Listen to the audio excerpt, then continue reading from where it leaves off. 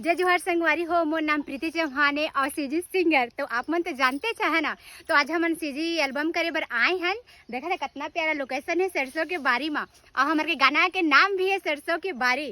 और ये गाना के मतलब ये गाना हाँ रिलीज कौन में हुई प्रीति म्यूजिक बरम किला में। तो आप मन जरूर हमन के चैनल ला सर्च करिए प्रीति म्यूजिक बरम किला ला और देखिया सब्सक्राइब करिए कमेंट करिए और ढेर सारे प्यार दिया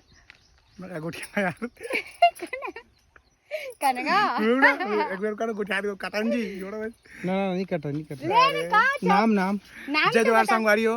मोर नाम गोपाल सिंह चंद्रा है और मोर Insta ID GS Chandra.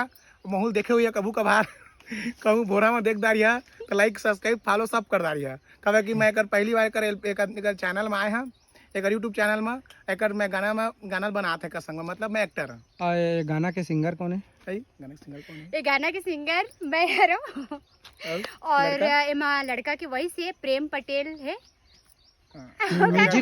Music music Sauragani studio Jaipur.